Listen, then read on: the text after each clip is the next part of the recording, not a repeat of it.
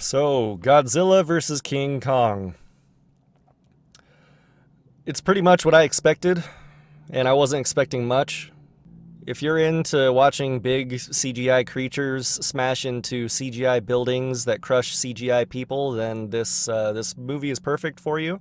If storyline and characters and acting don't matter to you, then this movie is also for you.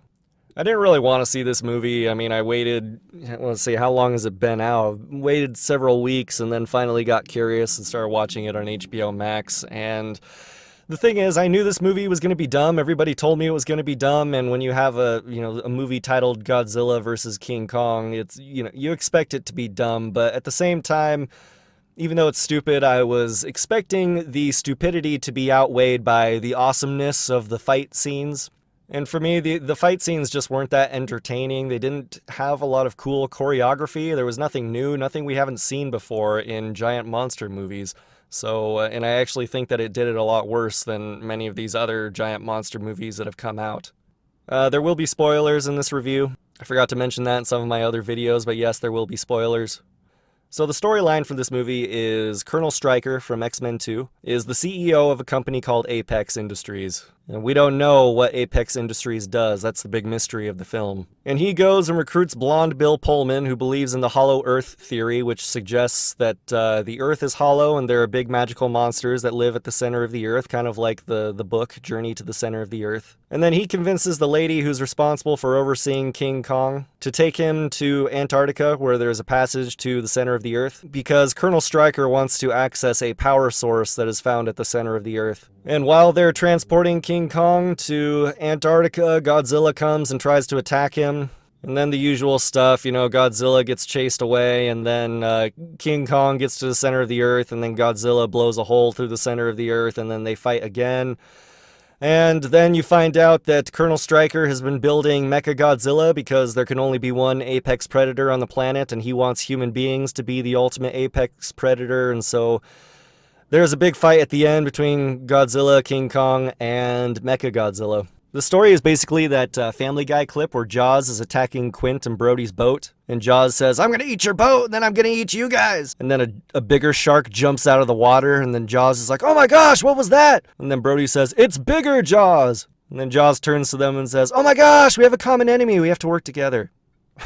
That was the storyline for this movie. As far as things that I liked about the film, I thought Mechagodzilla was pretty cool when he shows up in the last 5 minutes of the movie. There are some pretty cool fight scenes there, but other than that, there isn't much else I liked about this movie. I did like the conspiracy theorist character played by, what's his name? Brian Tyree Henry. You may remember him as the records clerk who works at the hospital in the movie Joker. And he's absolutely hilarious in this film. He's going off about how GMOs cause cancer and how fluoride is being put in the water supply to make the population more docile, and he was just really entertaining to watch, and I enjoyed seeing him on screen. But every other character in this movie is just absolutely useless.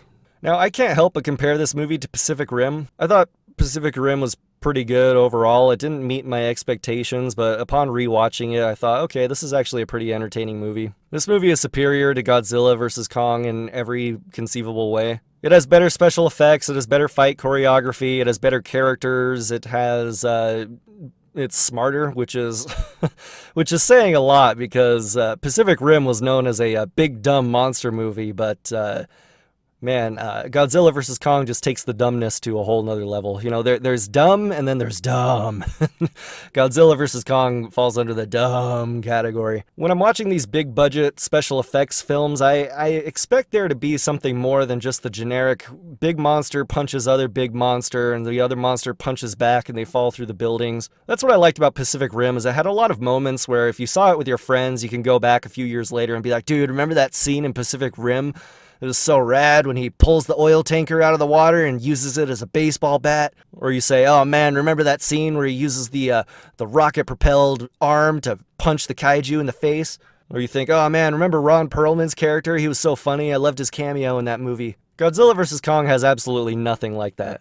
I really can't think of a single scene where if I knew that my friends had seen this movie, I would be like, oh yeah, remember that scene in Godzilla vs. Kong where Godzilla did this? Oh man, that was so rad. So yeah, it's gotten to the point where movies have become so saturated with computer-generated effects that they really need to go beyond just the normal punching monsters in the face and smashing into buildings for me to maintain my interest. I don't understand why the first meeting between Godzilla and Kong had to take place on an aircraft carrier in the middle of the ocean. I didn't want to see King Kong trying to maintain his balance on an aircraft carrier and trying not to drown, while Godzilla just swims around in circles and cuts boats in half with his spine razors.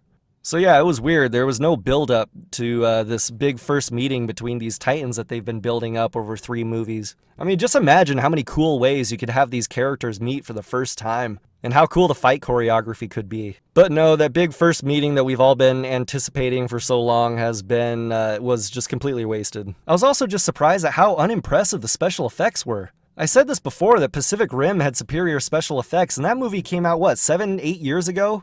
And I mean, the King Kong movie from 2007 has better special effects than this movie. I don't know if that's a budget issue or if it's just a stylistic issue, but man, it's 2021 and I expect my special effects to be top notch, especially for a big budget monster movie like this, which takes such legendary characters and has them meet together on screen for the first time.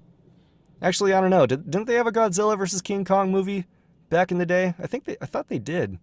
Maybe I'm imagining that, but I thought I remembered turning on TV and saying Godzilla vs. King Kong, but maybe I'm making that up. And I swear, if I see another movie where one person shoots a laser and the other person shoots a laser and the lasers meet at the center and then they try to push as hard as they can to overcome the other person's laser, I'm gonna slap someone. And honestly, I'm realizing that there's no point in calling them, criticizing a movie for being stupid when it was intentionally trying to be stupid. So yeah, this whole review is pointless. You know what you're gonna get. You're gonna get a preposterous plot with mediocre action scenes. And if that's your cup of tea, then I hope you enjoy this film. There was a funny scene that made me laugh out loud, not because it was funny, but there was a scene where King Kong befriends a little girl, and she's able to speak sign language because she's deaf. And then they end up finding out that Godzilla knows how to communicate with her in sign language. One of the actors says, "Did that monkey just speak?" And I immediately thought of George of the Jungle, and just be like, "That monkey just spoke." I don't know if you remember that scene in George of the Jungle, but the talking gorilla comes out. He's like, "Run, George, run!" And the British guy's like, "Did that monkey just speak?" And his partner says, "That monkey just spoke." So yeah, there's really nothing else to say about this movie. If you disagree with me, let me know in the comments, and I will catch you next time.